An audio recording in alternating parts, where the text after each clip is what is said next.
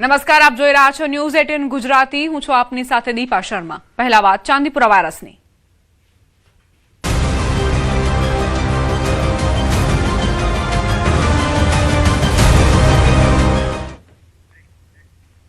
સયાજી અને ગોત્રી હોસ્પિટલમાં શંકાસ્પદ ચાંદીપુરાના 5 કેસ નોંધાયા છે. સયાજી હોસ્પિટલમાં હાલ શંકાસ્પદ ચાંદીપુરાના 3 બાળકો સારવાર હેઠળ.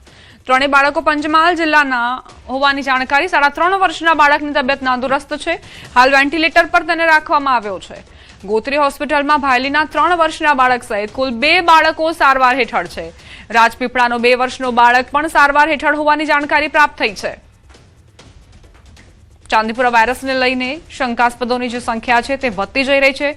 આશા રાખીએ કે રિપોર્ટ નેગેટિવ આવે. 5 શંકાસ્પદ કેસ ચાંદીપુરા વાયરસના નોંધાયા છે વડોદરામાં. સયાજી અને ગોત્રી હોસ્પિટલમાં આ કેસ નોંધાયા હોવાની જાણકારી છે.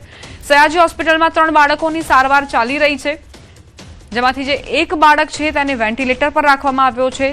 3 બાળકો પંચમહાલ જિલ્લાના વતની હોવાની જાણકારી. 3.5 વર્ષના બાળકની તબિયત ગંભીર છે. રાજપીપળાનો 2 વર્ષનો બાળક પણ સારવાર હેઠળ છે. સયાજી હોસ્પિટલમાં 3 બાળકોની સારવાર ચાલી રહી છે. 3 બાળકો પંચમહાલ જિલ્લાના વતની હોવાની જાણકારી.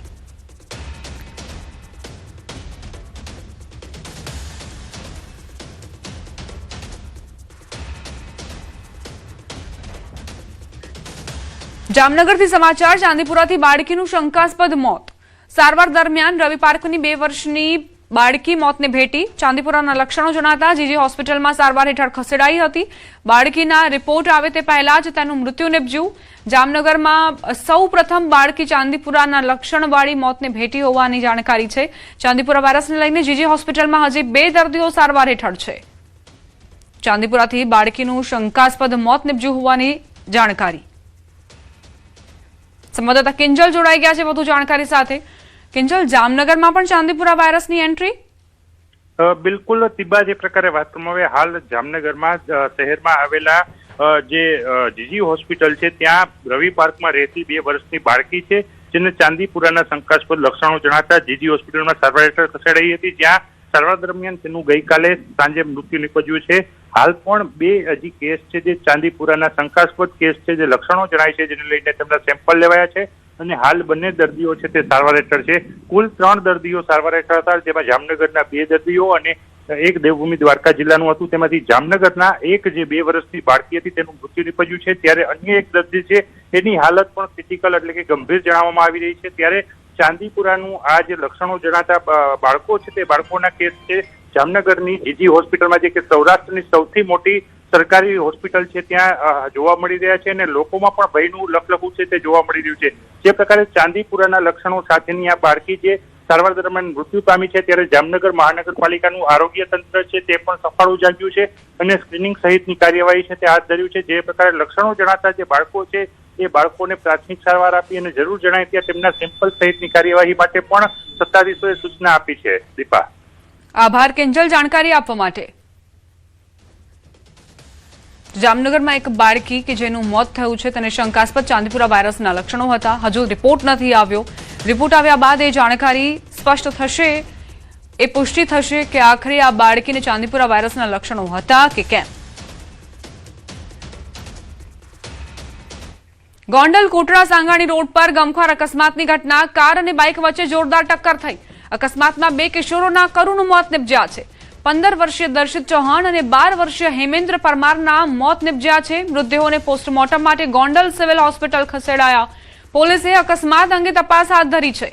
ગોંડલ સિવિલમાં પોસ્ટમોર્ટમ કરવામાં આવ્યા છે. ગોંડલ કોટડા સાંગાણી રોડ પર અકસ્માતની ઘટનામાં બંને યુવકોના મોત નિપજ્યા. બંને કિશોરોના મોત નિપજ્યા. 15 વર્ષીય દર્શિત ચૌહાણ અને 12 વર્ષીય હેમેન્દ્ર પરમારના મોત નિપજ્યા છે.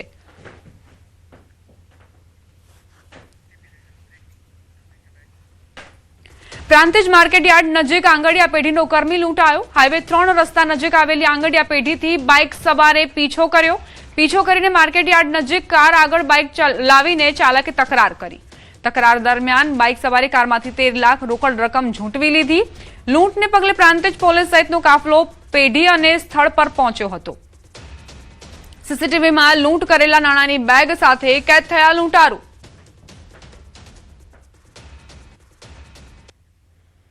સાબરકાંઠામાં આ લૂંટની ઘટનાના સીસીટીવી ફૂટેજ જુઓ. બાઇક સવારે કારમાંથી 13 લાખ રોકડ રકમ ઝૂંટવી લીધી. લૂંટને પગલે પ્રાંતિજ પોલીસ સ્ટેશનમાં ગુનો નોંધાયો છે.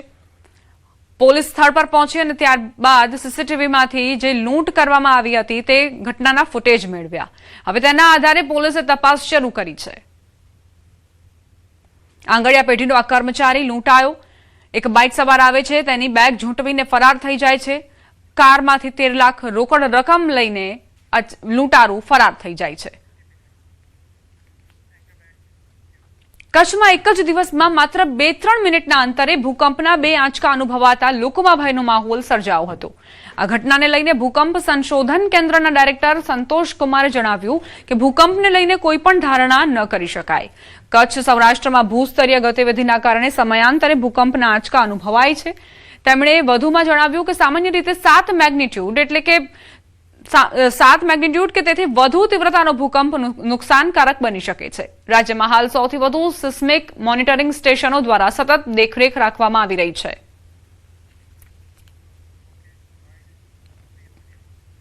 देखिए, कच्छ में 2001 में जो बड़ा भूकंप आया था 7.6 मैग्नीट्यूड का, उसके बाद से अब तक वहाँ का जो सिस्टम है, फॉल्ट सिस्टम जो है वो सारा का सारा डिस्टर्ब हुआ है और उस समय के बाद से अभी तक वहाँ पे आफ्टर शॉक्स आ रहे हैं.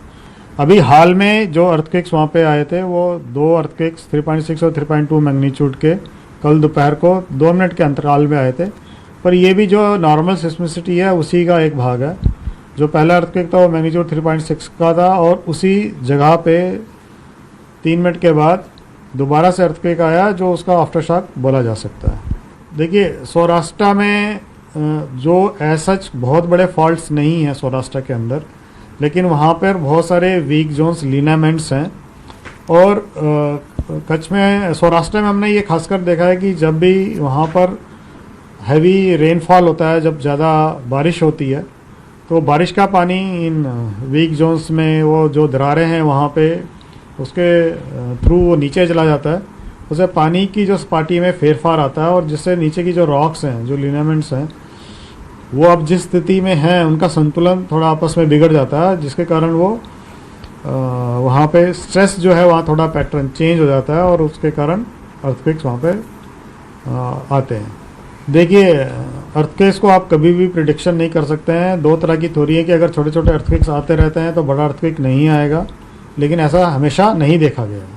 અમિત શર્મા સાથે ગૌતમ શ્રીમાળી, ન્યૂઝ 18 ગુજરાતી, ગાંધીનગર. ભાવનગરમાં સ્પાની આડમાં ચાલતા અનૈતિક દેહ વ્યાપાર સામે પોલીસે મોટી કાર્યવાહી કરી છે.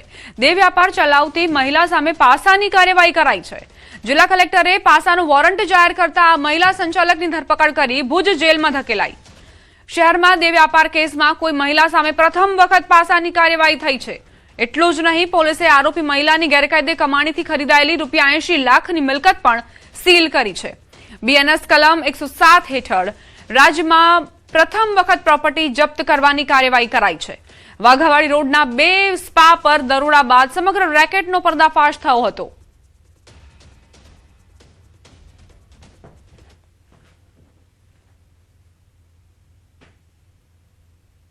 अभी तक बेसिकली इसकी 2 दुकानों में इसका देह व्यापार चल रहा था और जितना हमने इसके पूरे के पूरे बैंक अकाउंट्स को और वो सारी डिटेल को, फाइनेंशियल ट्रेल को आइडेंटिफाई किया, पढ़ाई करी, उसके हमको जानने को मिला कि ये एक मिलकत है जो इसने खुद ने खरीदी है, तो उसको ही हमने अभी अटैच किया है और कोर्ट को हमने उसी को अटैच करने के लिए हमने रिक्वेस्ट करी थी.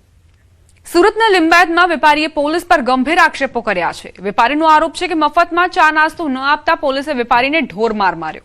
પીએસઆઈ અને ડી સ્ટાફ સામે પોલીસ કમિશનરને લેખિત અરજી કરી જણાવ્યું કે પોલીસે તેને રાત્રે દુકાનેથી ઉઠાવી લઈ માર માર્યો. હોટેલના ગલ્લામાંથી 10,000 લઈ ગયા તેમજ કેસ ન કરવા માટે 50,000ની લાંચ માંગ્યાનો ગંભીર આરોપ છે. પુરાવા નષ્ટ કરવા દુકાનનું ડીવીઆર લઈ ગયાનો આક્ષેપ વેપારીએ કર્યો. ઈજાઓ બાદ વેપારીને સ્મીમેર હોસ્પિટલમાં ખસેડાયો છે. જોકે આ ઘટનાના સીસીટીવી પણ સામે આવ્યા છે, જેમાં પોલીસ ગલીઓમાં દંડા સાથે દોડતી જોવા મળી રહી છે. ડીસીપી ડોક્ટર કાનન દેસાઈએ સમગ્ર મામલે તપાસના આદેશ આપ્યા છે. वो हमेशा मेरे पास आते हैं, चाय भी पार्सल लेके जाते हैं, पानी का बोतल लेके जाएंगे, गुटखा सिगरेट मावा ये सब भी लेके जाएंगे, कभी पैसा नहीं देते हैं. उनको हमेशा लेके गए, लेकिन कभी भी हमसे मुठभेड़ नहीं। हम तो मामूली धंधे वाले हैं, छोटे मोटे यहाँ हैं, जो भी चार बात सुन के रहते हैं, लेकिन किस कारण मुझे मारा जा रहा है ये मुझे नहीं पता। इनको उठा के ले गए, मारते घिसियाते। मारने का कुछ कारण पता है आपको? कुछ नहीं पता है। અમદાવાદના રિવરફ્રન્ટ પાર્કિંગમાં પાર્ક કરેલી કારમાં અચાનક આગ લાગી હતી. ઉભેલી સ્વિફ્ટ કારમાં આગ લાગતા પોલીસ પણ દોડતી થઈ હતી. પોલીસ જવાનોએ આગ પર કાબુ મેળવવા માટે ખાસ પ્રયાસ કર્યો, પરંતુ આગ કાબુમાં ન આવી. આખરે ફાયર વિભાગે સ્થળ પર પહોંચીને આગ પર કાબુ મેળવ્યો. જમાલપુર ફાયર સ્ટેશનની ટીમે મિનિટોમાં પહોંચીને આગ પર કાબુ મેળવ્યો છે.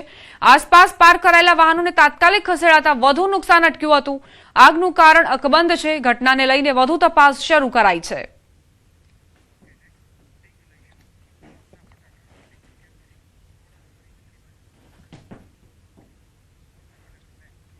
આગળ વાત મોતના ફટાકડાની.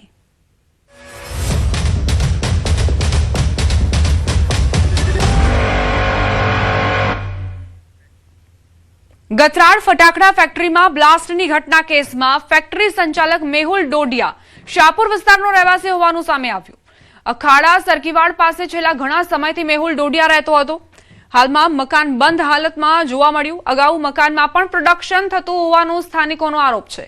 છેલ્લા થોડા સમયથી મકાન છોડી અન્ય જગ્યાએ રહેતા હોવાનું સામે આવ્યું છે. મેહુલ ડોડિયાની માતા રમીલાબેનના નામે ચાલતો હતો ફટાકડાનો કારોબાર. મેહુલ ડોડિયા સહિત અન્ય સંડોવાયેલા આરોપીઓને ઝડપી લેવા ક્રાઇમ બ્રાન્ચ, એલસીબી અને સ્થાનિક પોલીસની ટીમ કવાયત કરી રહી છે. વિસ્ફોટમાં મેહુલ ડોડિયાની માતા પણ ઘાયલ થઈ છે.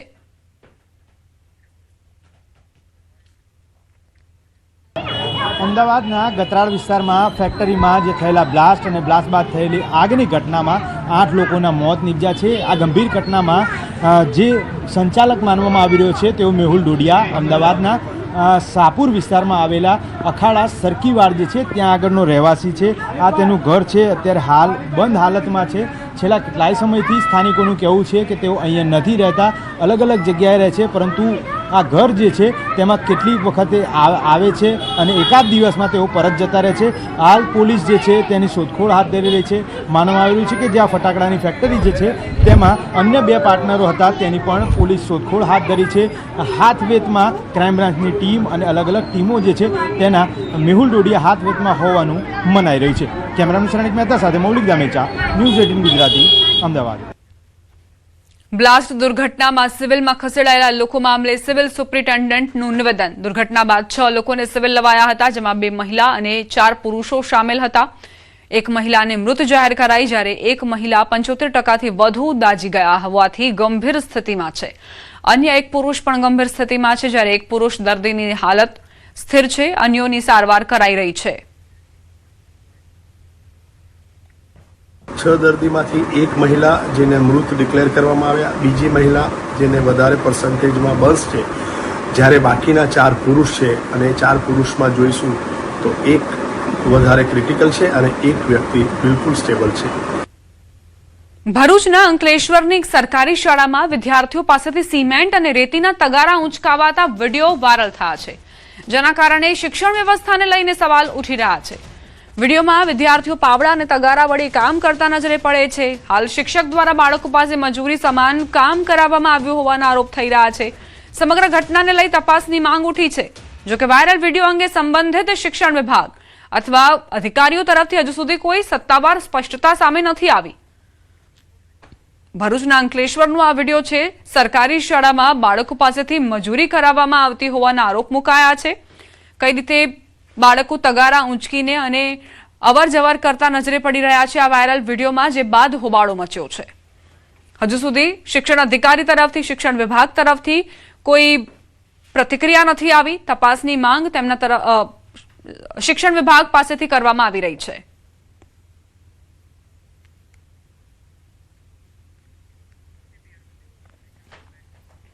અરવલ્લીથી સમાચાર. વિદ્યાર્થીને ઢોર માર મારવામાં આવ્યો. મોડાસાની પ્રાર્થના ગ્લોબલ સૈનિક સ્કૂલમાં આ ઘટના બની.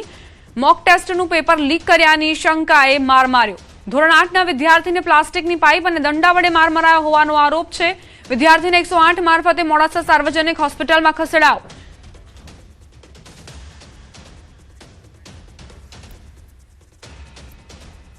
ટ્રસ્ટીની ઓફિસમાં ગયો અને ટ્રસ્ટીની ઓફિસમાં એક છોકરો હતો 7માનો, તો એ કહેતો હતો કે મેં એને પેપર આપ્યું સંસ્કૃત અને ઇંગ્લિશનું, જે કે મેં નહોતું આપ્યું એને.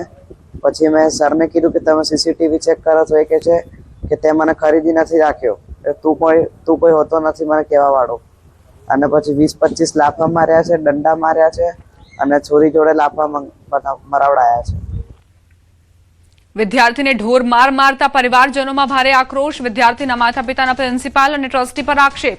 પ્રિન્સિપાલ અને ટ્રસ્ટી બંને મળીને માર માર્યાનો આરોપ છે. માર મારનારાઓ સામે કડક કાર્યવાહીની માંગ કરાઈ. સ્કૂલના આક્ષેપો પર વાલીનું નિવેદન. પેપર ચોરી કર્યાના સ્કૂલ પાસે કોઈ પુરાવા નથી.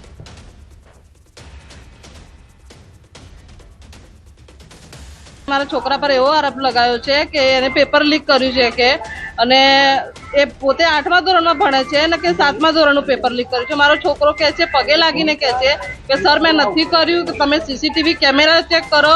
તો એ હરીશ સર કહે છે કે તું કેમ મારે કરવાનું છે, અને એ રીતે મારા છોકરાને રૂમમાં બંધ કરીને 25 થી 30 લાફા માર્યા અને પીવીસી પાઇપથી અને પાછળની જગ્યાએ માર્યો છે અને એના આખા સોજાઈ ગયા છે એના શરીર પર. પ્રિન્સિપલ છે ચંદ્રેશ પટેલ શર્મા, તો એને બી એને 25 લાફા માર્યા છે. 2 જણ થઈને મારા છોકરાને 1 થી 2 કલાક સુધી રૂમમાં માર્યા છે અને 4 કલાક સુધી પાણી પીવાનું નથી આલ્યું. તમારી જોડે કોઈ પુરાવો નથી, કોઈ પ્રૂફ નથી. એક છોકરાએ ખાલી એને કીધું કે આને મને પેપર આપ્યું, તો એ વાતને લઈને એના છોકરા, બીજા બિહારનો છોકરો છે, એની વાત માનીને આ રીતે મારા છોકરાને માર્યો છે. મારા છોકરાને નિર્દય બિલકુલ જેમ આતંકવાદી પકડ્યો ATS વાળાએ, એવો મારા છોકરાને હરીશભાઈ પટેલ અને પ્રાર્થના ગ્લોબલ સૈનિક સ્કૂલના પ્રિન્સિપાલ ચંદ્રસેન પટેલે, એના બાદ બી એક છોકરી છે જે 7મા ધોરણમાં પડે વૈદવી, એને મારા છોકરાને 15 લાફા માર્યા છે.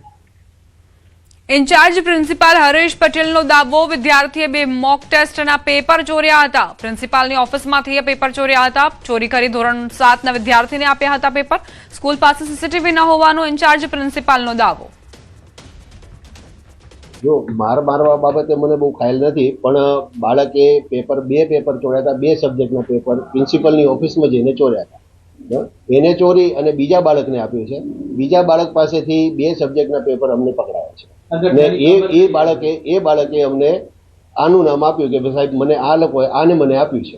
સૈનિક સ્કૂલ છે નવી, મને હમણાં જ નવી પરમિશન મળી છે, એટલે એમાં સીસીટીવી હશે તો બી મને બહુ આઈડિયા નથી. એ 8મા ધોરણનો બાળક હતો અને એને 7મા ધોરણના બાળકને પેપર આપ્યા હતા. સાણંદમાં મંદિરમાં ચોરીની ઘટના બની છે. સાણંદ બાયપાસ રોડ પર આવેલા મંદિરમાં ચોરી થઈ. ચોરીની ઘટના સીસીટીવી કેમેરામાં કેદ થઈ. 2 શખ્સોએ ચોરીના બનાવને અંજામ આપ્યો. સાણંદ પોલીસે ફરિયાદ નોંધીને તપાસ શરૂ કરી છે. આ તસ્કરો, આ ચોરો હવે મંદિરોને પણ નથી બક્ષી રહ્યા. મંદિરની દાનપેટીઓને પણ નથી છોડી રહ્યા. સાણંદ બાયપાસ રોડ પર આવેલા મંદિરમાં ચોરીની ઘટનાને અંજામ આપવામાં આવ્યો છે. 2 લૂંટારૂ આપ જોઈ રહ્યા છો. આ તસ્કરો જે મંદિરની અંદર આવે છે અને તે બાદ ચોરીને અંજામ આપે છે. મંદિરના ગર્ભગૃહથી પૈસાની ચોરી કરીને અને ત્યારબાદ ફરાર થઈ જાય છે. પોલીસે અત્યારે ફરિયાદ નોંધીને તપાસ શરૂ કરી છે. સીસીટીવીના આધારે આ ચોરને પકડવા માટે ચક્રો ગતિમાન કરવામાં આવ્યા છે.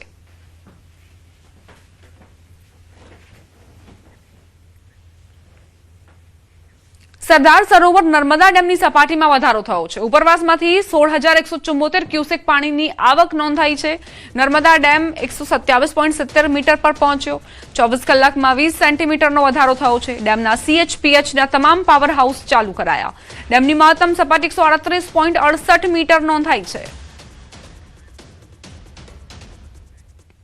અમરેલીના ધારી ગીર પૂર્વના ખાંભા તુલસીશ્યામ રેન્જ વિસ્તારમાં એક નર સિંહનો કોહવાયેલ મૃતદેહ મળ્યો છે. સિંહનો મૃતદેહ મળી આવતા વન વિભાગમાં ચકચાર. રબારિકા રાઉન્ડ હેઠળ આવેલા પથ્થરમાળા રેવન્યુ વિસ્તારમાં ઝાડીમાંથી સ્થાનિકને મૃતદેહ દેખાતા તાત્કાલિક વન વિભાગને જાણ કરી હતી. ઘટનાની જાણ થતાં વન વિભાગની ટીમ સ્થળ પર પહોંચી અને પ્રાથમિક તપાસ હાથ ધરી. નોંધનીય છે કે થોડા સમય પહેલા જ દલખાણીયા રેન્જના રેવન્યુ વિસ્તારમાં પણ એક સિંહ બાળનો શંકાસ્પદ મૃતદેહ મળી આવ્યો હતો. હાલ સિંહના મૃતદેહને પોસ્ટમોર્ટમ માટે ખસેડવામાં આવ્યો છે અને તેના મોતનું સાચું કારણ જાણવા માટે વન વિભાગ દ્વારા આગળની કાર્યવાહી હાથ ધરાઈ છે. ગીર સોમનાથના ઈશ્વરિયા ગામે દીપડાએ હુમલો કરતા ખળભળાટ મચ્યો.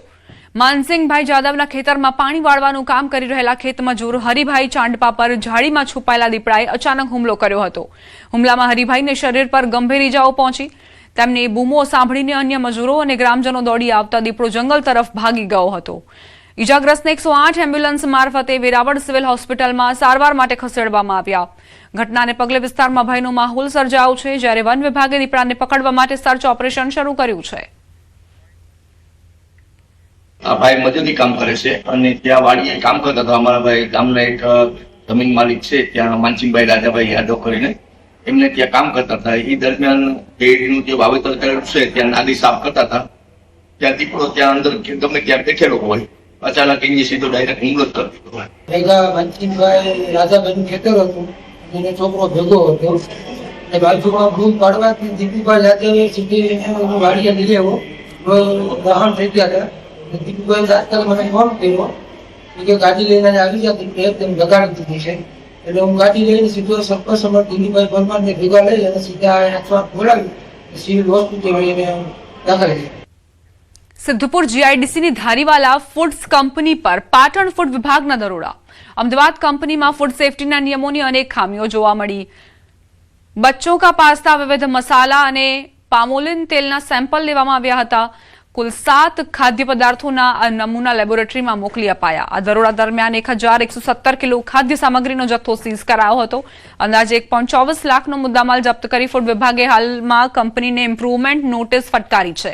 હવે લેબોરેટરીના રિપોર્ટની રાહ જોવાઈ રહી છે. જો આ ખાદ્ય પદાર્થો જોખમી સાબિત થશે તો માલિક સામે કડક કાનૂની પગલાં લેવાશે. ફૂડ વિભાગની આ કડક કાર્યવાહીથી ભેળસેડિયા વેપારીઓમાં ફફડાટ વ્યાપી ગયો છે.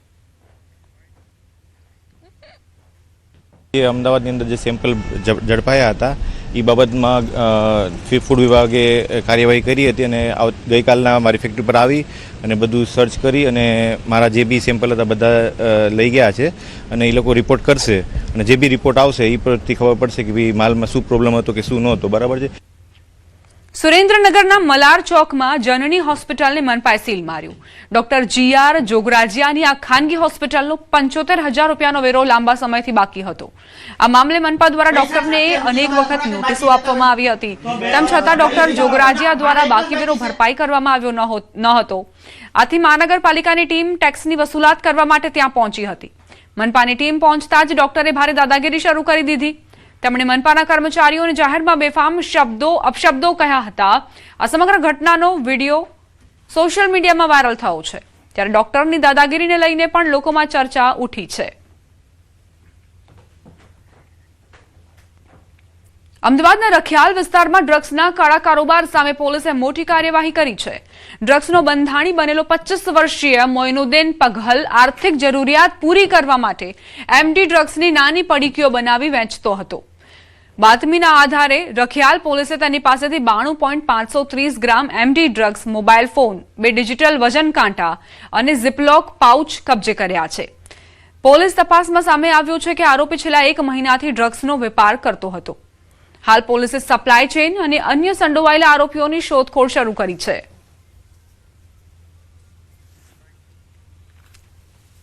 મોમીન મસ્જિદ પાસે બાબુલાલ 4 રસ્તા નજીક આવેલા રહેણાંક મકાનમાં સર્કલ પોલીસ દ્વારા રેડ કરવામાં આવી હતી, જેમાં 92.5 ગ્રામ MD નો જથ્થો મળી આવ્યો હતો. તેમજ એક આરોપી મોઇનુદ્દીન ઉર્ફે ફરદીન ઉર્ફે પગ્ગલ ઉંમર વર્ષ 25ની ધરપકડ કરવામાં આવી છે.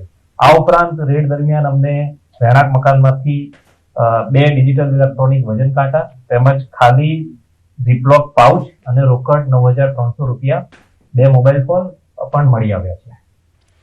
સુરત જિલ્લાના કડોદરા સ્થિત તાતીથૈયા ગામમાં છેલ્લા 2 દિવસમાં તળાવમાં ડૂબી જવાની 2 હૃદયદ્રાવક ઘટનાઓ સામે આવતા સ્થાનિકોમાં ભારે ચિંતા વ્યાપી છે. 16 જુલાઈએ તળાવ કિનારે સેલ્ફી લેતા એક યુવકનો પગ લપસતા તે પાણીમાં ખાબક્યો હતો. સ્થાનિક વ્યક્તિએ તેને સમયસર બહાર કાઢ્યો હતો, પરંતુ બાદમાં તેનું મોત નીપજ્યું હતું.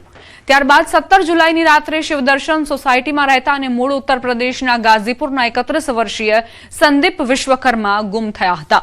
સીસીટીવીમાં તેઓ તળાવ તરફ જતા જોવા મળ્યા હતા અને સવારે તેમનો મૃતદેહ તળાવમાંથી મળી આવ્યો હતો. ઘટનાઓ બાદ સ્થાનિકોએ તળાવમાં ઝેરી કેમિકલયુક્ત પાણી હોવાનો આક્ષેપ કરી તળાવની આસપાસ ફેન્સિંગ, સુરક્ષાની વ્યવસ્થા અને પાણીમાં ભળતા ઔદ્યોગિક કચરાની તપાસની માંગ કરી છે. बहुत देर तक हमने सर्च मुहिम किया, मगर अंधेरा ज़्यादा होने के कारण हम दूसरे दिन सुबह फिर आए और फिर सुबह हम यहाँ पहुँचने के बाद हमें 20 से 25 मिनट में व्यक्ति मिल गए। નવસારીથી સમાચાર પીએમના કાર્યક્રમને લઈને બેઠકોનો દોર શરૂ. કેન્દ્રીય મંત્રી CR પાટીલે જાહેરાત કરી, નરેન્દ્ર મોદી પીએમ બન્યા બાદ પ્રથમવાર કમલમનું કરશે લોકાર્પણ. કમલમના લોકાર્પણ માટે પ્રધાનમંત્રીએ સંમતિ આપી છે. પ્રધાનમંત્રી જે કમલમનું લોકાર્પણ કરશે નમો કમલમથી ઓળખાશે. પાટીલની જાહેરાતથી ભાજપ સંગઠનમાં ભારે ઉત્સાહનો માહોલ જોવા મળી રહ્યો છે.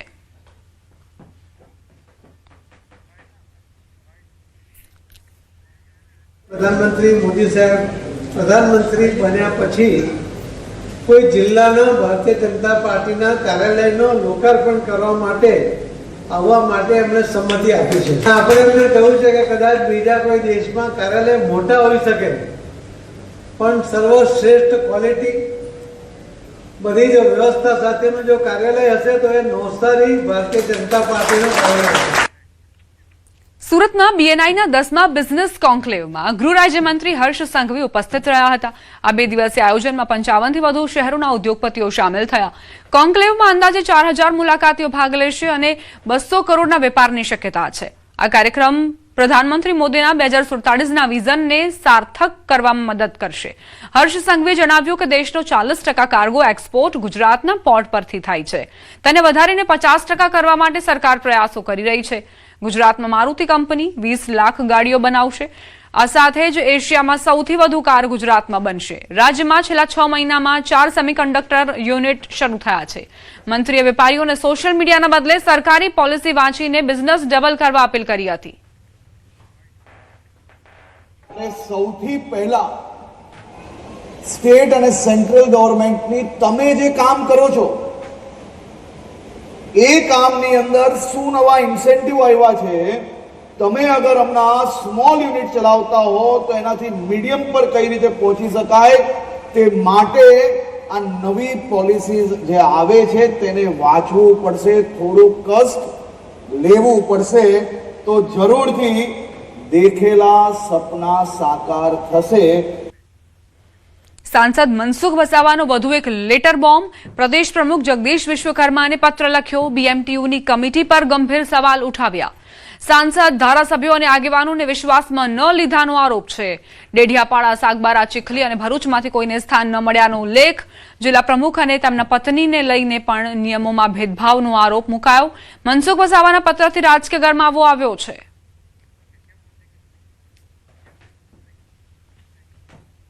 આ સાથે જ બુલેટિનમાં અત્યારે બસ આટલું જ. આપ જોતા રહો ન્યૂઝ 18 ગુજરાતી.